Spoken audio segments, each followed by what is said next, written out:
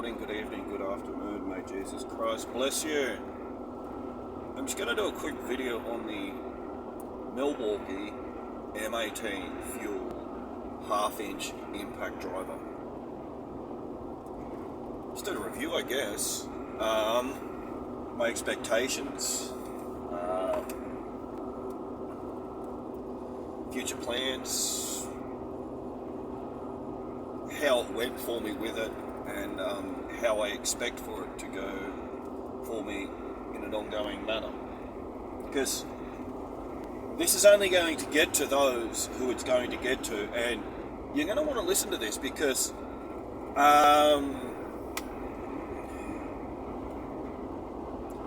it was a long time coming. It's been nearly 12 months in the waiting since I made the decision to get it, and it was the job that I was looking to attack.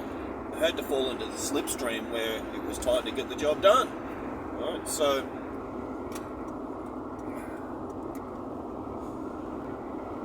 what I do is very industrial. It's not, small grade commercial business. It's industrial heavy duty work. It's about as big as it gets, And over the last 2 days, this morning I got up and it's funny, and you are the blessing for others. Look, I slept till 11 o'clock, but I had to shoot my ass out of bed, get in the vehicle right now, and I've got to go and get to the steel shop, which is 60 kilometres away from it, before 12 o'clock to collect a couple of products, because otherwise nothing's open tomorrow. Then Monday, Tuesday, I've got other things going on, where then, back on Wednesday, we're back to it. Anyway, so this little slot that I've got right now, got to hit it. So, first and foremost, my impact driver sets, I've got to go and get a 1 1/8 inch deep socket impact driver. I don't have one of those. I didn't have shallow ones, but I found shallow ones, so I got those there. My 30mm has been working, as well as it needs to. That's a deep throater, but look, I don't need to be chewing out those nuts. You know what I mean? And for what those nuts serve, I will probably, with my file, smooth out the edges once more, because those nuts need to survive, because they're part of the tensioning rods to keep my pivots together. Now, back to the M18. Am I impressed?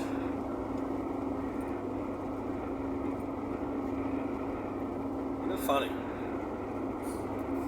I'm saying it's like a mixed emotion review, because they're as good as it gets. Like any further, you might want to go the 3/4 inch drive Makita, or you might want to go the Ingersoll Rand 1 inch. We're talking, we've got the top of the range. That's it. Anyone that's into half-inch driving or into, top end impact drivers that have watched the videos,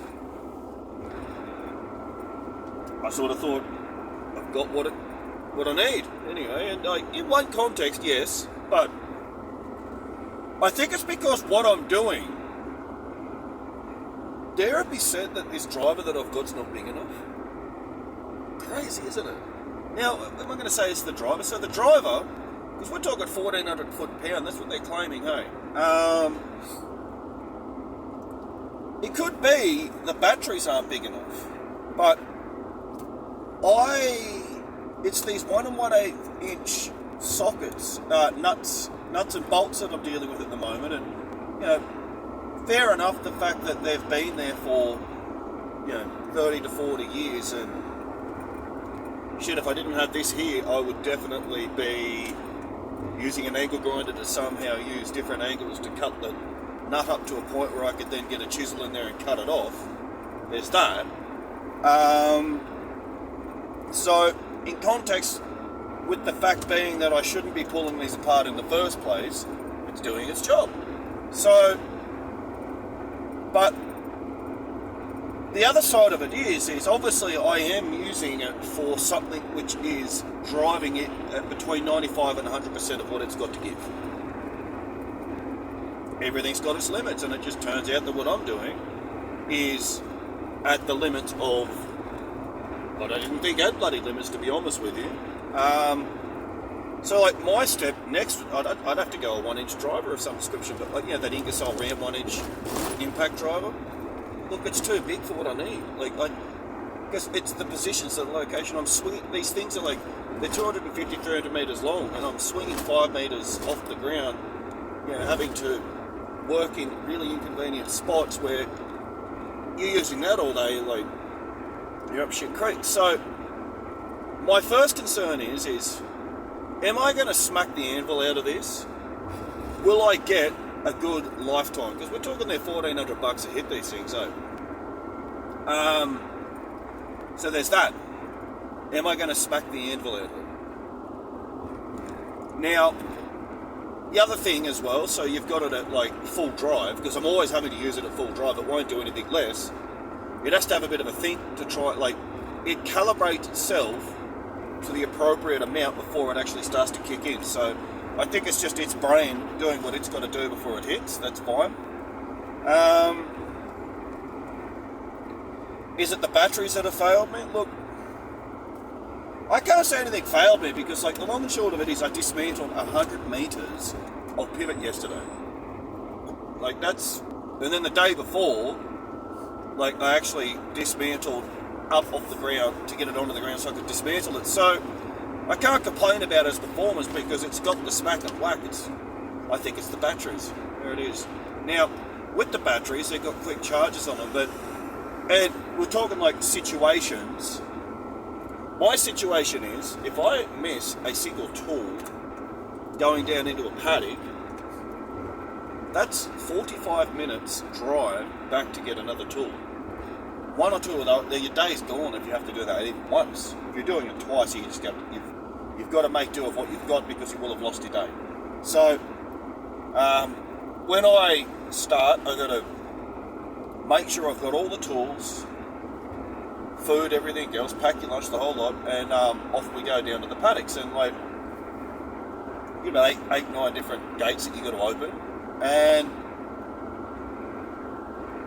once you're there, because it is summer at the moment, like it's not that bad, but at the moment you've got to organise your day to ensure that, like, let's get this done, go and have a break, because you'll cook otherwise. Anyway, so it's heavy duty real steel bloke work. It's tough.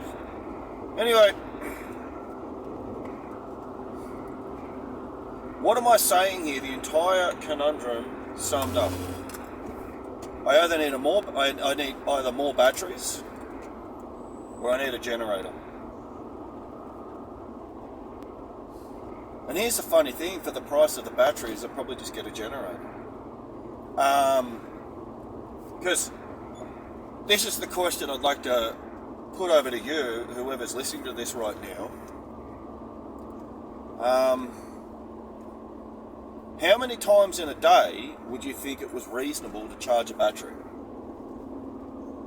And we're talking Milwaukee. We ain't talking like junk batteries. We're talking the stuff that's the top-notch brand. Would it be fair to put one of those through 3 chargings a day, and would that be all right? Now, again, I suppose this is going off the theory that more is better. Am I going to destroy my gear having it run at 100% all the time? So, do I put limitations on myself and go, right, each battery is allowed 1 charge a day, so I take the charger and give each of those batteries a single charge each. See, here's the funny thing: you get yourself a lesser brand that doesn't have the quality of what we're working with here. How many times a day can they be charged, and how long will they last for when you're charging them up like that? So it's a battery as much as the actual the unit itself. Anyway, I think where I'm at with this is, because they're about 30 mil or 1 1/8 inch, 29 mil, 1 1/8 inch. That's the size I'm dealing with. I think because of the size that I'm dealing with, it's dropped me right into the ballpark where, for this impact driver, even with all of its claims and everything else, it's landed in my world, and my world is too big for it. Crazy, isn't it? It's made my life easier. I can't just go out and get another one right now because at the moment it takes 5 months for things to turn up. So, am I impressed with what it's allowed me to do? Well, yeah, because I can get stuff done in one day that would have taken me a week because I don't need to use the 1 meter breaker bar. And then I don't have to keep adjusting the 1 meter breaker bar. I can just get it to just knock it off all in one hit. So it makes life very quick in that context.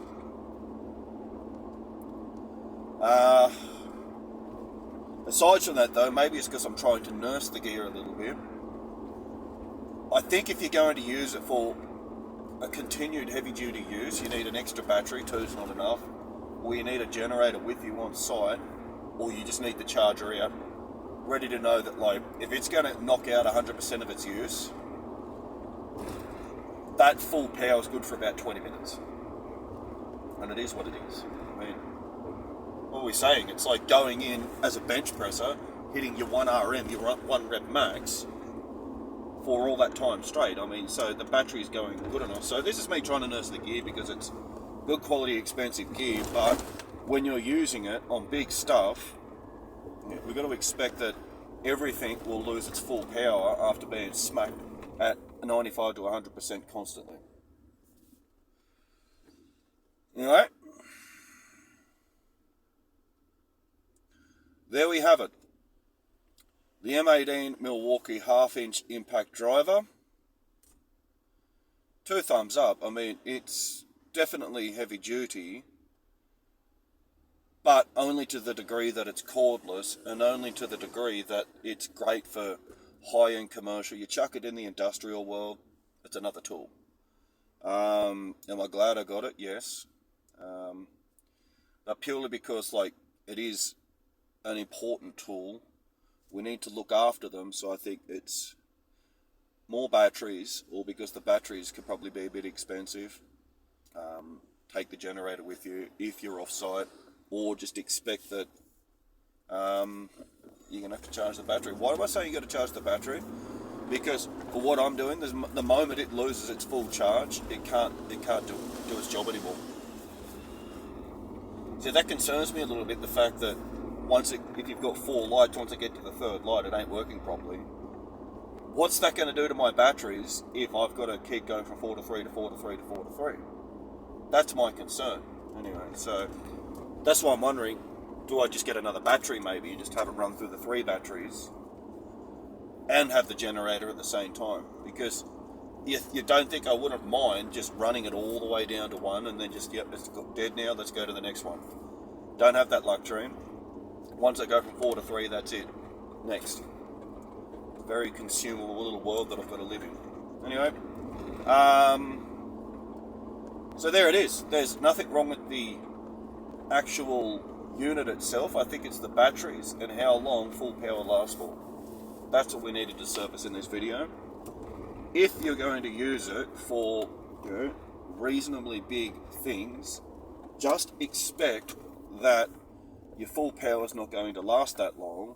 So for me, I don't look at it as a machine to take out to use all day. I've got about 40 minutes of good use in it, and that's it. I've got to put it away. And if I wanted to have more use that was like top-notch use, I'd need the generator. There we go. I hope this has helped you to make your own decision upon, what your usages would be with it. For me, I have to look at it as a special tool for a specific job, and I can't use it for everything because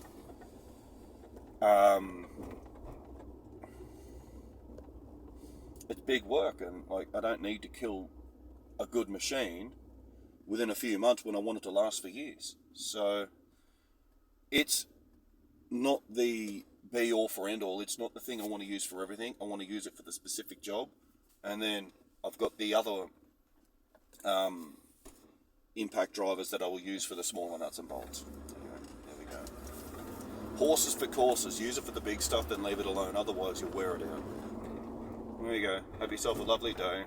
Bye for now.